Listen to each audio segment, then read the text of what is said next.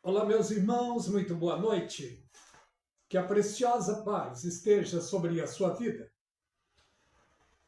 Eu te convido para uma breve meditação na palavra de Deus. Você que gosta da palavra de Deus, da pregação, da boa meditação da palavra de Deus, é meu convidado. Eu quero falar um pouco sobre acontecimentos proféticos.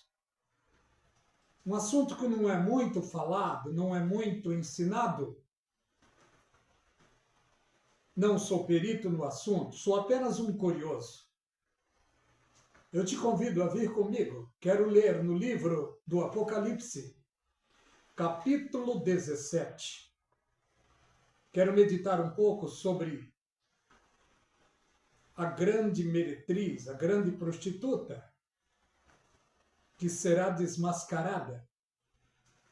Apocalipse, capítulo 17. Eu sou o evangelista Édio. Este é o canal A Voz do Atalaia. Te convido a se inscrever neste canal, a dar likes. Te convido a compartilhar as mensagens pregadas neste canal. Diga para mim de onde você está vendo esta mensagem. É apenas uma curiosidade minha. Entre nos comentários e me diga de onde você está vendo essa mensagem. Apocalipse, capítulo 17. Livro do Apocalipse. Nós estamos nesse tempo vendo pessoas falar sobre fim do mundo, sobre sinais, sobre Apocalipse. Até os repórteres estão falando, estão abismados com as coisas que estão acontecendo nesse tempo. A palavra de Deus é viva e eficaz. As profecias estão em pleno acontecimento. Não conseguiremos fugir das profecias bíblicas. Louvado seja o nome do Senhor. Apocalipse capítulo 17. A queda de Babilônia. A visão da grande prostituta sentada sobre uma besta. É claro que essa palavra é muito extensa, mas eu quero correr um pouco. Eu sou curioso. Para quem e do que está falando esta profecia?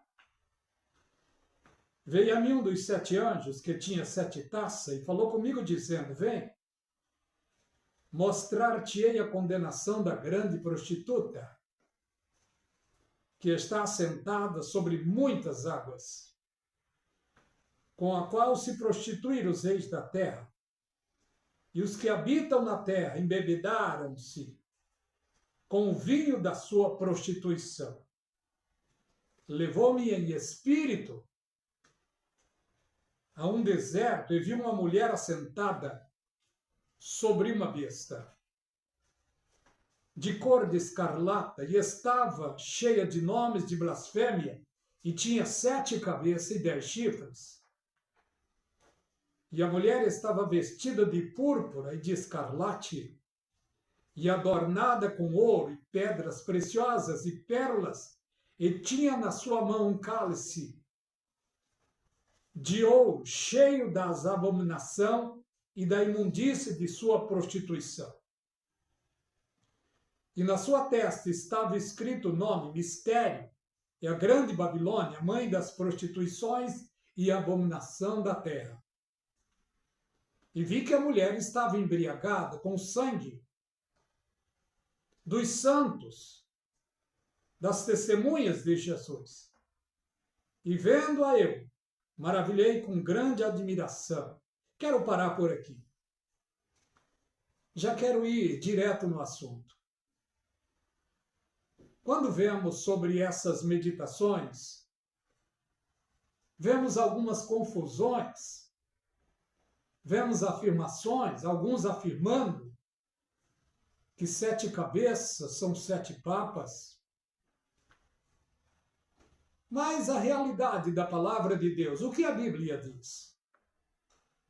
É claro que esta palavra, pelo que entendo, ela tem duplo cumprimento.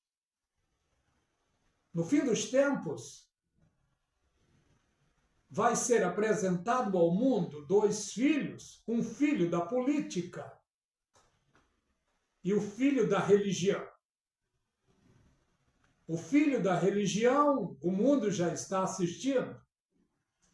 O filho da política ainda não se apresentou no mundo. Mas esta palavra profética tem duplo cumprimento. Vamos ver o que a Bíblia diz sobre as 7 cabeças. Está também no livro do Apocalipse, capítulo 13. Mas eu quero me ater aqui apenas no 17 do Apocalipse. Esta palavra profética está falando de uma ordem religiosa, diretamente de uma ordem religiosa. Mas tem uma mesclagem aqui. Fala também de uma ordem política. Afinal de contas, são dois personagens. Um é político e o outro é religioso. Veio um dos 7 anjos que tinha 7 taças e falou comigo dizendo: vem, mostrar-te-ei a condenação da grande prostituta que está sentada sobre muitas águas. Quando se fala em prostituta, se fala em uma ordem religiosa, em uma igreja, em uma religião. E é exclusivamente a Igreja Católica Romana. Quando diz aqui que está sentada sobre muitas águas, muitos povos, nações, tribos e línguas, nas maiores cidades e também nas menores cidades, no centro das cidades, está ali uma igreja católica romana, que tem dominado a religião por muitos e muitos anos. E aqui diz que, com a qual se prostituíram os reis da terra. Quando se fala em reis, está se falando em presidentes e reis, em dominadores.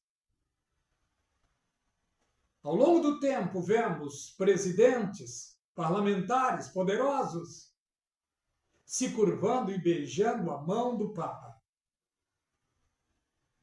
E beber o vinho da sua prostituição, beber do seu ensino.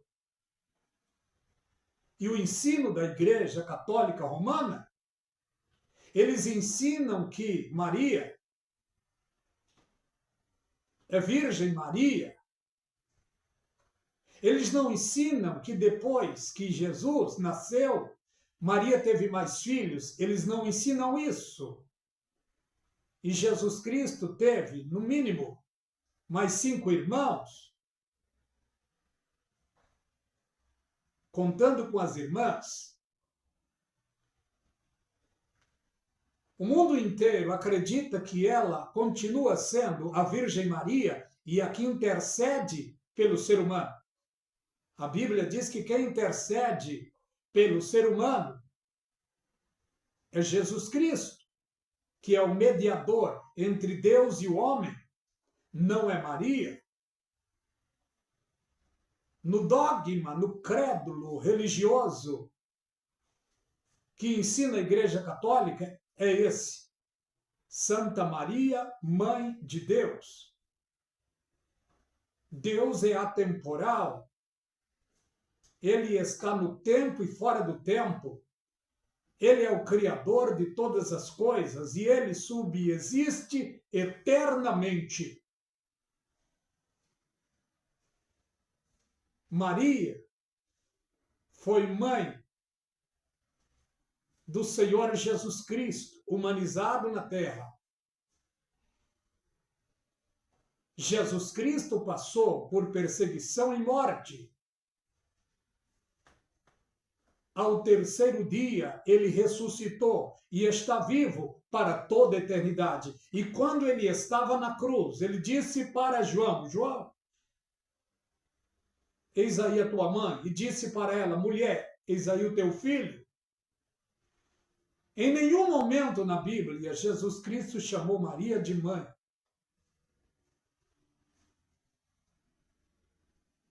E ainda diz aqui no 3: levou-me em espírito a um deserto e vi uma mulher assentada sobre uma besta. O deserto é o mundo.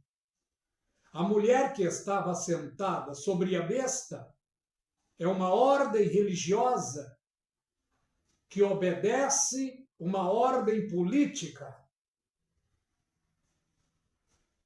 Esta ordem religiosa obedece uma ordem política. Religião e política sempre estiveram juntas em todo o tempo na humanidade. Chegará o tempo em que a religião firmará o seu filho para o mundo, que na Bíblia é chamado de falso profeta. Chegará o tempo em que a política firmará ao mundo todo o seu filho, que biblicamente é chamado de o iníquo, a besta, o homem do pecado. Essa dupla infernal assumirá as rédeas depois do arrebatamento da igreja. Olha as dicas que a Bíblia nos oferece. No 4, aliás, no 3 ainda. Uma besta de cor escarlata, que estava cheia de nomes de blasfemia e tinha 7 cabeças e 10 chifres. Esta besta religiosa, a sua cúpula se veste de escarlata, cheio de nome de blasfemias. Tem milhares de santos, o qual receberam a canonização do líder desta religião, e os seres humanos se prostram em adoração a essas imagens. E a Bíblia diz: não fará para ti imagens de escultura e não te encurvarás diante delas. A abominação é ao Senhor. Vemos na palavra de Deus, Apocalipse capítulo 17, e a mulher está vestida de púrpura e de escarlate e adornada de ouro e de pedras preciosas. Esta igreja, ela é bilionária. 144 hectares, se não me falha a memória, lá em Roma. E é o menor país do mundo ali. Porém, é o mais rico por vendas de indulgências. Cobra-se tudo na Igreja Católica. Cobra-se tudo. E colocaram na mente do mundo, praticamente, que todos os que morrerem precisam rezar missa do 7º dia. E no final da missa, segundo eles, o fogo do purgatório se apaga e a alma sai para o paraíso. A Bíblia não ensina isso. Não existe biblicamente purgatório, nem fogo do purgatório. Quem purifica a alma do ser humano é o sacrifício de Jesus Cristo na cruz do Calvário. Jesus se ofereceu uma vez apenas em resgate da vida humana. Louvado seja o nome do Senhor. No 5 diz: e na sua testa estava escrito o nome, mistério, Babilônia, a mãe das prostituições da terra. Quando se fala em Babilônia, significa confusão. E os pensamentos, os dogmas, os ensinos, os preceitos romanos do catolicismo têm confundido a cabeça dos seres humanos. A Bíblia diz que Satanás procura cegar a mente, o entendimento do ser humano, para que o ser humano não venha ter o entendimento da palavra de Deus.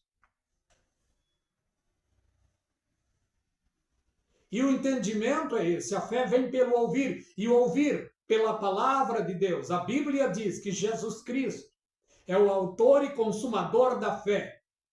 O ser humano não precisa do santo tal ou da santa tal para chegar a Deus. A Bíblia diz que o único que media entre Deus e o ser humano é Jesus Cristo. Foi por isso que ele assumiu a cruz, para recuperar o ser humano diante de Deus. E vi que a mulher estava embriagada do sangue dos santos, das testemunhas de Jesus Cristo. Se procurarmos na história passada, vemos o que aconteceu no Coliseu Romano, no tempo dos governadores de Roma,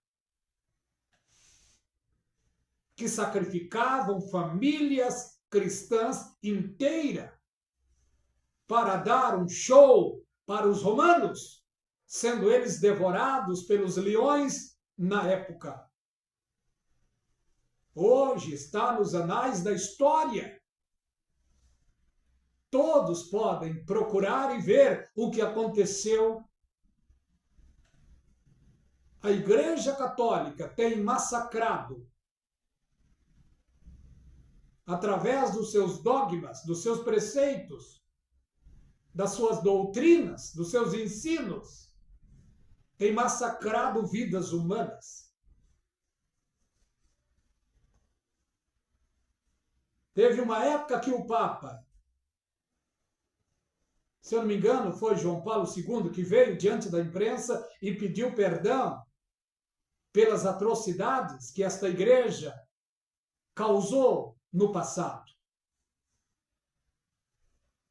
Olha o que diz aqui, no 7. E o anjo me disse, por que te admira? Eu te direi o mistério da mulher e da besta que atrás, a qual tem 7 cabeças e 10 chifres. Muitos dos nossos irmãos ensinam, eu não estou contestando eles não, muitos ensinam que de 1929 para cá, no Conselho de Trento, no Conselho de Latrão, presidido ali por Mussolini, e o Papa, eu esqueci o nome do Papa, de 1929 para cá, todos os que assumissem a direção da Igreja Católica, além de Papa, seria considerado reis. Muitos estão ensinando assim. Acredito também desta forma. Mas a vertente bíblica, profética, quanto à política, fala de outros 7 reis. No meio da religião, 7 reis, 7 papas. Hoje estamos no tempo do 7º Papa. E na profecia diz que o 6º virá a ser o 8º. Estamos no final da história. Mas vemos também que será 7 reis. A Bíblia não afirma que Papa é rei. O Conselho de Trento afirma, mas a Bíblia não afirma. Mas a Bíblia afirma que os reis serão os dos impérios, 7 cabeças. Primeiro império, primeira cabeça, Egito, com o seu faraó. Segundo império, segunda cabeça, Assíria.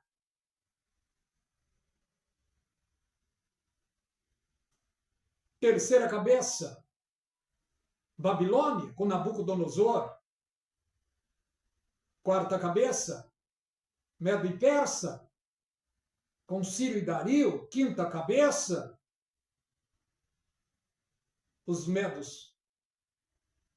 Persa com Dario e Ciro, mas a quinta cabeça, Alexandre o Grande, da Grécia.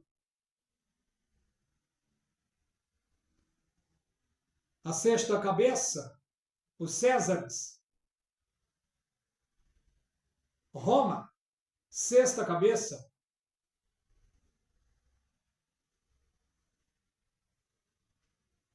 De Roma para cá, 2000 anos se passam e a sexta cabeça está morta, recebeu a ferida de morte. Mas essa sexta cabeça, ela virá a ser o oitavo na profecia. E o oitavo se levantará da Europa restaurada.